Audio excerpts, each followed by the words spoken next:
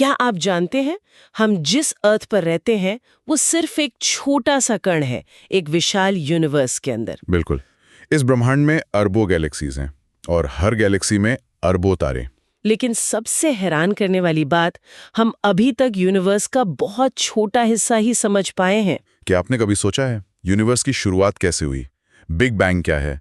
और क्या हम इस ब्रह्मांड में अकेले हैं?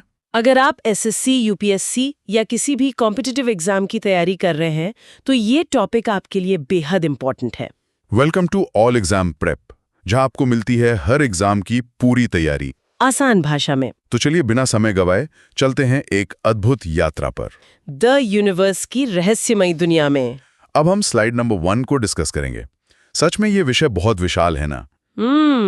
मतलब इसमें आकाशगंगाएं, तारे, ग्रह, ब्रह्मांड की उत्पत्ति और स्पेस एक्सप्लोरेशन सब कुछ आ जाता है। हाँ बिल्कुल। और विश्व भूगोल या वर्ल्ड ज्योग्राफी के कॉन्सेप्ट्स भी तो इसी से जुड़े हैं। मतलब अगर आप देखें तो ये सारे विषय ना एक दूसरे से पूरी तरह कनेक्टेड है। सही बात है। अगर हम एक रियल लाइफ एग्जाम्पल लें तो ये ब्रह्मांड एक बहुत बड़ी किताब या एनसाइक्लोपीडिया की तरह है, और जहां तक हमारी पृथ्वी की बात है ना, वो इस किताब के सिर्फ एक छोटे से शब्द के बराबर है। ओहो, मतलब हम इतने छोटे हैं। चलिए अब अगली स्लाइड पे बढ़ते हैं। अब हम स्लाइड नंबर 2 को डिस्कस करेंगे। तो ब्रह्मांड असल में है क्या? देखिए, जो कुछ भी अस्तित्व में है ना, वो ब्रह्मांड है। इसमें सिर्फ चीजें नहीं बल्कि अंतरिक्ष और समय, मतलब स्पेस और टाइम दोनों शामिल है। अच्छा, स्पेस और टाइम दोनों? हाँ, और सबसे बड़ी बात कि ये बहुत विशाल है और अभी भी एक्सपैंड कर रहा है, यानी विस्तार कर रहा है। इसी की उत्पत्ति और विकास की पढ़ाई को कॉस्मोलॉजी कहते हैं। वाओ, तो ये अभी भी फैल रहा है। ये थोड़ा अजीब लगता है सुनने में। हाँ, मैं समझाता हूँ। विजिबल ब्रह्मांड, लोकल ग्रुप, आकाशगंगा और हमारा सौरमंडल सब इसी के अंदर आते हैं। एक रियल लाइफ एग्जाम्पल लेते हैं। एक गुब्बारे की कल्पना करें जिस पर कुछ बिंदु बने हों। गुब्बारा, ठीक है। जब गुब्बारे को फुलाया जाता है तो वो बिंदु एक दूसरे से दूर जाते हैं। ठीक वैसे ही ब्रह्मांड का विस्तार हो रहा है। बिंदु अपनी जगह पर हैं, पर उनके बीच का स्पेस बढ़ रहा है। अरे वाह, ये तो बहुत ही क्लियर हो गया। चलिए अब अगली स्लाइड पर बढ़ते हैं। अब हम स्लाइड नंबर 3 को डिस्कस करेंगे। ये बिग बैंग थ्योरी क्या है? तो ब्रह्मांड की शुरुआत कैसे हुई, ये बिग बैंग समझाता है। करीब 13.8 बिलियन वर्ष पहले एक बेहद गर्म और सघन बिंदु था। Hot dense point, right? बिल्कुल। इसे 1927 में जॉर्ज लेमेत्रे ने प्रस्तावित किया था। फिर अचानक उसमें तेजी से विस्तार हुआ, जिसे हम बिग बैंग कहते हैं। एक सेकेंड, क्या ये अंतरिक्ष में कोई बड़ा धमाका था? नहीं, यही तो सबसे बड़ा कंफ्यूजन है। ये अंतरिक्ष के अंदर का धमाका नहीं था, बल्कि खुद अंतरिक्ष का ही विस्तार था। अच्छा। इसके बाद ही सारा मैटर बना, तारे और आकाश गंगाएं बनी, और इसका विस्तार आज भी हो रहा है। इसका रियल लाइफ एग्जाम्पल ऐसे सोचिए जैसे एक छोटे से बीज के फटने से एक विशाल पेड़ अचानक से बहुत तेजी से उगना शुरू हो जाए। हाँ, ये इमेजिन करना आसान है।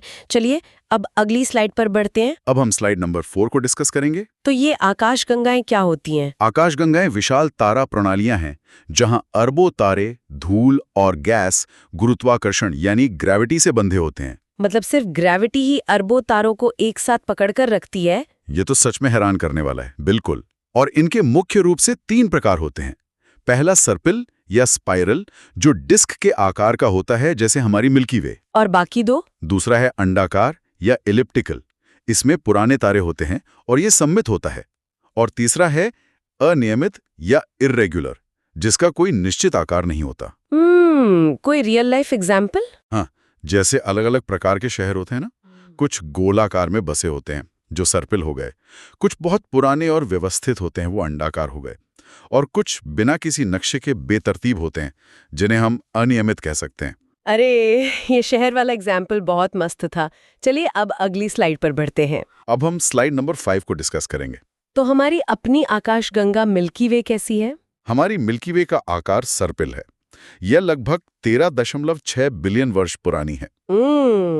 13.6 बिलियन वर्ष? बाप रे! हाँ, और इसमें लगभग 100 बिलियन तारे हैं। यही हमारा घर है। और हाँ, हमारी सबसे करीबी पड़ोसी आकाशगंगा का नाम एंड्रोमेडा है। अच्छा, एंड्रोमेडा, मतलब अंतरिक्ष में भी हमारे पड़ोसी होते हैं। बिल्कुल। अगर रियल लाइफ एग्जाम्पल लें तो मिल्की वे हमारा अपना शहर है और एंड्रोमेडा ठीक हमारे बगल वाला पड़ोसी शहर है। सही कहा। चलिए अब अगली स्लाइड पर बढ़ते हैं। अब हम स्लाइड नंबर 6 को डिस्कस करेंगे।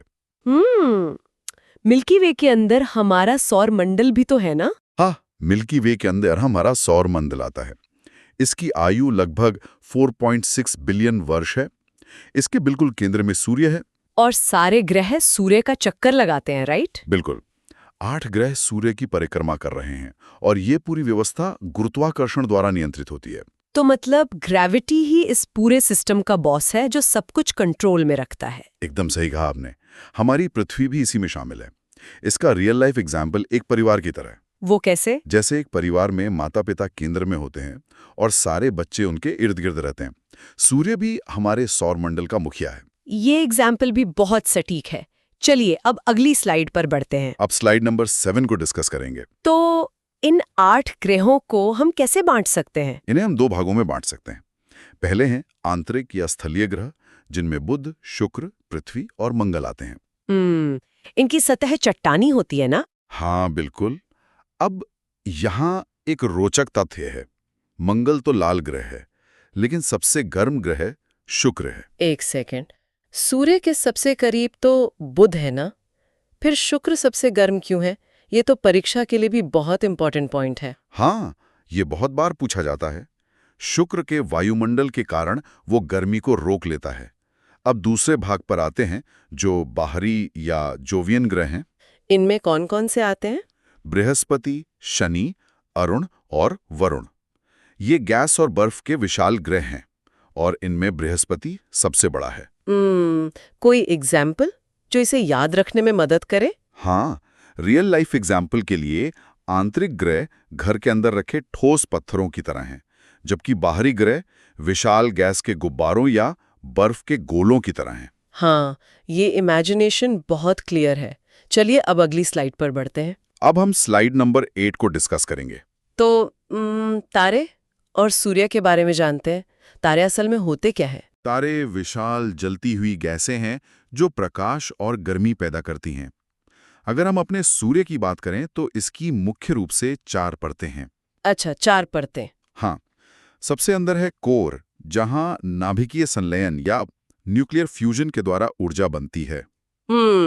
तो ये नाभिकीय संलयन ही वो इंजन है जो सूर्य को लगातार जलाए रखता है, राइट? बिल्कुल सही पकड़ा। इसकी संरचना में 70% हाइड्रोजन और 28% हीलियम है। तीसरी परत है प्रकाशमंडल या फोटोस्फीयर, जो 6000 डिग्री सेल्सियस वाली चमकती सतह है। और चौथी परत? उसे कोरोना कहते हैं, जो सबसे बाहरी परत होती है।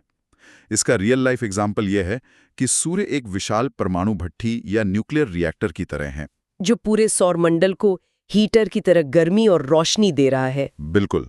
चलिए अब अगली स्लाइड पर बढ़ते हैं। अब हम स्लाइड नंबर 9 को डिस्कस करेंगे। चंद्रमा और उपग्रहों के बारे में क्या खास है? उपग्रह वे पिंड हैं जो ग्रहों की परिक्रमा करते हैं। ये प्राकृतिक भी हो सकते हैं और कृत्रिम भी। पृथ्वी के चंद्रमा की बात करें तो इसका परिक्रमा काल लगभग 27 दिन 8 घंटे हैं। चंद्रमा की तो अपनी कोई रोशनी नहीं होती ना? हाँ, ये सिर्फ सूर्य के प्रकाश को दर्शाता है। और पृथ्वी पर समुद्र में जो ज्वार भाटे या टाइड्स आते हैं ना, उनके लिए चंद्रमा बहुत महत्वपूर्ण है। अच्छा, एक टर्म बहुत सुना है, ब्लू मून। क्या चांद सच में नीला हो जाता है? अरे नहीं, ब्लू मून का रंग से कोई लेना देना नहीं है। महीने की दूसरी पूर्णिमा को ब्लू मून कहते हैं। वाह, मुझे तो लगता था सच में रंग बदलता होगा। ये तो कैलेंडर से जुड़ा हुआ है। हाँ, बिल्कुल। अगर रियल लाइफ एग्जाम्पल लें तो चंद्रमा पृथ्वी का एक वफादार दोस्त है जो हमेशा उसके साथ साथ चलता है। और एक बड़े शीशे की तरह सूरज की रोशनी हम तक रिफ्लेक्ट करता है। चलिए अब अगली स्लाइड पर बढ़ते हैं। अब हम स्लाइड नंबर 10 को डिस्कस करेंगे। अंतरिक्ष का मलबा यानी क्षुद्र ग्रह और धूमकेतु, ये क्या है? अंतरिक्ष में मुख्य रूप से 3 प्रकार का मलबा होता है। पहले हैं क्षुद्र ग्रह या एस्ट्रॉइड्स। ये छोटे चट्टानी पिंड हैं जो मंगल और बृहस्पति के बीच की बेल्ट में पाए जाते हैं। कोई फेमस एस्ट्रॉइड? हाँ, जैसे सिरेस। दूसरे होते हैं धूमकेतु या कॉमेट्स। इनका कोर बर्फ और धूल का होता है। जिनकी पूंछ होती है। हाँ, और इनकी पूंछ हमेशा सूर्य से दूर इशारा करती है। हैली धूमकेतु का उदाहरण ले सकते हैं, जो हर 76 साल में दिखता है। अरे हाँ, मैंने पढ़ा था कि अब ये 2061 में दिखेगा। मैं तो बहुत एक्साइटेड हूँ इसके लिए। हाँ, वो एक शानदार नज़ारा होगा। और तीसरे होते हैं उल्कापिंड या मीटियोरॉइड्स। ये चट्टान के छोटे टुकड़े हैं जिन्हें हम आम भाषा में टूटता तारा या शूटिंग स्टार कहते हैं। इसे रियल लाइफ में कैसे समझें? ये मलबा किसी इमारत के बनने के बाद बचे हुए ईंट और पत्थर के टुकड़ों की तरह है, जो अंतरिक्ष में इधर-उधर घूम रहे हैं। बहुत ही बढ़िया कंपैरिजन है। चलिए अब अगली स्लाइड पर बढ़ते हैं। अब हम स्लाइड नंबर 11 को डिस्कस करेंगे। ब्लैक होल, ये तो मेरा फेवरेट और सबसे मिस्टीरियस टॉपिक है। हाँ, ब्लैक होल सच में रहस्यमय है। इसका गुरुत्वाकर्षण इतना अत्यधिक मजबूत होता है कि यहाँ से कुछ भी बच नहीं सकता। यहाँ तक कि प्रकाश भी नहीं ना? बिल्कुल, प्रकाश भी नहीं। इसीलिए इसे ब्लैक होल कहा जाता है, क्योंकि इसे सीधे देखा नहीं जा सकता। ये अदृश्य वस्तुएं होती हैं। और क्या ये स्पेस टाइम को भी मोड़ देते हैं? हाँ, ये स्पेस टाइम को पूरी तरह मोड़ देते हैं और अक्सर आकाशगंगाओं के केंद्र में पाए जाते हैं। तो ये अंतरिक्ष में एक विशाल वैक्यूम क्लीनर की तरह है, जो अपने आसपास की हर चीज को अपने अंदर खींच लेता है, राइट? बिल्कुल सही। रियल लाइफ एग्जाम्पल दिया आपने। चलिए अब अगली स्लाइड पर बढ़ते हैं। अब हम स्लाइड नंबर 12 को डिस्कस करेंगे। हम इतनी दूर की चीजें जानते कैसे हैं? मतलब अंतरिक्ष अन्वेषण या स्पेस एक्सप्लोरेशन के बारे में। तो हम अंतरिक्ष का अध्ययन उपकरणों की मदद से करते हैं, जैसे रॉकेट, दूरबीनें और कृत्रिम उपग्रह। ये संघ या IAU जैसी संस्थाएं ये सब मैनेज करती हैं। ये तो कमाल है कि कैसे तकनीक हमें अरबों साल पुरानी चीजें दिखा रही है। बिल्कुल। इसका मुख्य उद्देश्य ब्रह्मांड का अध्ययन करना और भविष्य की खोज करना है। तकनीकी प्रगति निरंतर बढ़ रही है। तो हम कह सकते हैं कि दूरबीन और उपग्रह इंसान के लिए ऐसे जादुई चश्मे हैं जो हमें करोड़ों किलोमीटर दूर की चीजें साफ दिखा देते हैं। हाँ, ये एकदम सही एग्जाम्पल है। चलिए अब अगली स्लाइड पर बढ़ते हैं। अब हम स्लाइड नंबर 13 को डिस्कस करेंगे। तो इस विशाल ब्रह्मांड में पृथ्वी का स्थान क्या है? अगर हम पूरा पर्सपेक्टिव देखें तो पहले आती है पृथ्वी, फिर हमारा सौरमंडल, उसके बाद मिल्की वे आकाशगंगा और अंत में विशाल ब्रह्मांड। इस हिसाब से तो हम बहुत ही छोटे हैं। हाँ, हम साइज में बहुत छोटे हैं, लेकिन हम अद्वितीय या यूनिक है। वो कैसे? क्योंकि हमारी पृथ्वी जीवन का समर्थन करती है। भले ही हम इस ब्रह्मांड में एक सुई के नोक के बराबर हैं, लेकिन हमारी अहमियत बहुत बड़ी है क्योंकि हमारे पास जीवन है। वाओ, ये तो काफी फिलोसॉफिकल बात हो गई। हाँ, अगर रियल लाइफ एग्जाम्पल लें तो एक विशाल समुद्र तट पर रेत के एक छोटे से कण की कल्पना करें। ब्रह्मांड में हमारी पृथ्वी बिल्कुल वैसी ही है। ये सोचकर ही रोंगटे खड़े हो जाते हैं। चलिए अब अगली स्लाइड पर बढ़ते हैं। अब हम अंतिम स्लाइड नंबर 14 को डिस्कस करेंगे। इतना सब कुछ तो पढ़ लिया, पर ब्रह्मांड का अध्ययन करना महत्वपूर्ण क्यों है? इसके कई कारण हैं। पहला, उत्पत्ति, हमारे अस्तित्व के मूल को समझने के लिए। दूसरा है प्रौद्योगिकी, इससे अंतरिक्ष तकनीक का विकास होता है। और मुझे लगता है संचार या कम्युनिकेशन भी एक बड़ा रीजन है। हम रोज उपग्रह संचार और GPS जो इस्तेमाल करते हैं। एकदम सही। और इसके साथ भौतिकी और रसायन विज्ञान के रहस्यों को सुलझाने के लिए वैज्ञानिक ज्ञान भी मिलता है। तो आज हमने क्या क्या पढ़ा, उसका एक क्विक रिवीजन कर लेते हैं। हाँ बिल्कुल। हमने बिग बैंग सिद्धांत के बारे में जाना, जो 13.8 बिलियन वर्ष पहले हुआ। आकाशगंगाओं और तारों को समझा। हमारा सौरमंडल देखा और अंत में अंतरिक्ष अन्वेषण के महत्व को जाना। मतलब अंतरिक्ष विज्ञान सिर्फ किताबों के लिए नहीं है। हमारे मोबाइल के GPS से लेकर मौसम की जानकारी तक, ये हमारी रोजमर्रा की जिंदगी से जुड़ा है। हाँ, जब भी हम अपने फोन में मैप इस्तेमाल करके कहीं जाते हैं तो हम अंतरिक्ष विज्ञान और उपग्रहों का ही फायदा उठा रहे होते हैं। तो दोस्तों, ये थी हमारी ब्रह्मांड की एक छोटी सी झलक। अब समय है आज के सवाल का। हाँ, आज का सवाल ये है कि अगर ब्रह्मांड लगातार फैल रहा है तो क्या ये कभी रुककर वापस सिकुड़ना शुरू करेगा? इस बारे में जरूर सोचिएगा। अगर वीडियो इंटरेस्टिंग लगा हो तो लाइक करें, शेयर करें और ऑल एग्जाम प्रेप को सब्सक्राइब करना बिल्कुल मत भूलिए, क्योंकि यहाँ मिलती है हर एग्जाम की पूरी तैयारी एक ही जगह। मिलते हैं अगले वीडियो में एक नए टॉपिक के साथ। तब तक कीप एक्सप्लोरिंग, कीप लर्निंग।